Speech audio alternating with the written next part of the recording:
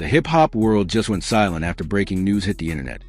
NBA YoungBoy's next concert has officially been canceled, and the reason behind it has left fans in total disbelief because it has nothing to do with illness, ticket sales, or even YoungBoy's personal issues.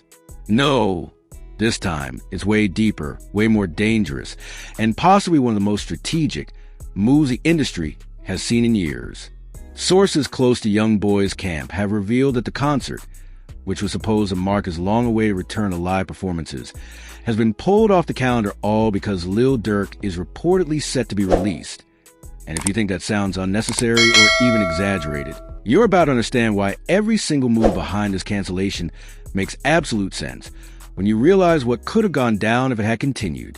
This story isn't just about music.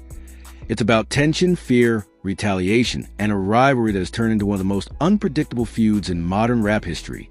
Now, to understand the weight of this decision, you have to rewind the clock a little. NBA YoungBoy and Lil Durk haven't just been rivals in the traditional sense. Their beef has become something almost legendary, something that spilled way beyond music. It's been songs, subliminals, diss tracks, leaked calls, cryptic tweets, and straight-up street talk. Fans know that every time one of them moves, the other reacts, and every time one drops a track, the internet catches fire. So when the news broke that Durk might finally be walking out of those prison gates after having his charges dismissed and his final trial scheduled, the energy around him immediately shifted. OTF fans started flooding the web, claiming Durk back season, while YoungBoy fans went into defense mode, reminding everyone that YoungBoy has never backed down from a challenge. But what nobody expected was that this tension would ripple all the way to the business side of things, forcing promoters, security teams, and even law enforcement to step in and say, "No, not now." The concert, which was scheduled to take place in Atlanta, a city that has always been a pressure point between OTF and 4KT, was already considered a high-risk event.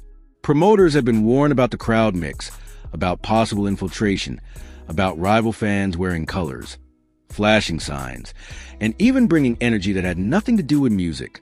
But once Lil Durk's rumor release date leaked online, everything changed instantly. Suddenly, ticket holders started posting about celebrating Durk's freedom of the show, while others were talking about how Durk's homecoming means OTF running the streets again. It went from excitement to anxiety overnight. Because for YoungBoy, this wasn't just another concert. It was a stage, his arena, his way of showing the world that despite all the house arrest, all the restrictions, and all the hate, he was still the one running the culture. And now that Durk's name was being chanted again, it wasn't just a concert anymore. It was a potential battlefield. Please do not forget to like this video, share and subscribe to this channel if you want more updates like this. Thank you. Now let's get back into the video. Behind the scenes, insiders say that YoungBoy's management started receiving warnings, not from bloggers or fans, but from real industry players who understood how bad things could get. Remember, this is the same industry that saw tension between camps spiral into tragedies.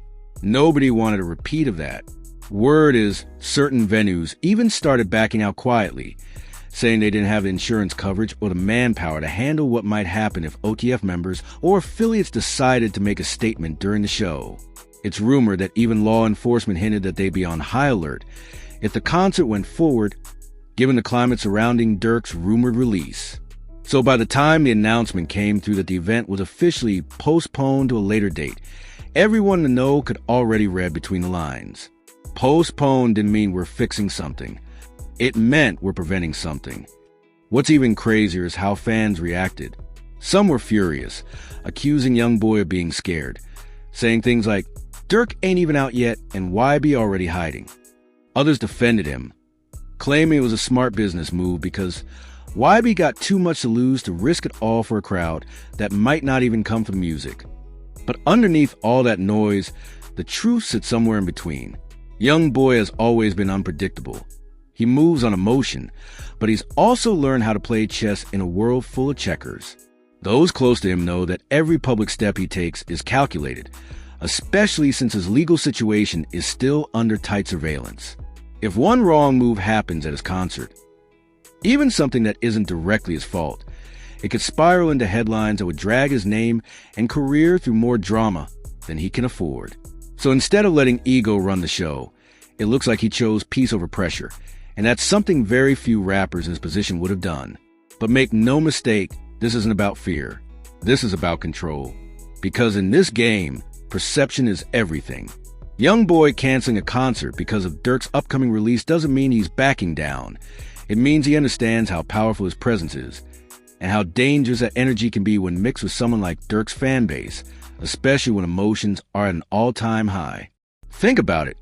When Durk steps out, he's not just stepping out as an artist. He's stepping out as the face of OTF, a movement that's been silenced for months and is now ready to make noise again. Every city he touches will light up, every camera will follow him, and every lyric he drops will be dissected for hidden shots at YoungBoy. And what better way for Durk's camp to send a message than pull up to a YoungBoy concert just to prove they're outside again? That's the scenario YoungBoy and his team clearly wanted to avoid. Rumors even suggest that YB himself spoke on it privately, saying something along the lines of "they want me to crash, but I'm done with that." It's not hard to believe, because he's been showing signs of maturity lately, focusing more on his family, his kids, and his inner circle instead of responding to every little thing online. Still, that doesn't erase the years of hostility between him and Durk. The world remembers the aha days, the back-and-forth diss tracks, the O-Block references, the losses both sides suffered, and the energy that turned social media into a war zone. Those scars don't heal overnight.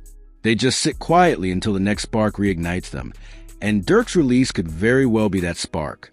In fact, some insiders are even whispering that Durk's camp already had plans to make a public statement or even a surprise appearance near the concert date, something symbolic to show that OTF was back in full force. If that's true, then canceling the show might have just stopped the storm before it started. And that's not even speculation anymore. That's strategic foresight. Because the last thing anyone wants right now is to see two of hip-hop's biggest forces turn their comebacks into chaos. It's deeper than ego. It's about survival, reputation, and legacy. Let's be real. Both YoungBoy and Durk have built their names on authenticity. Fans follow them not just for their music, but for their stories, their pain, their realness.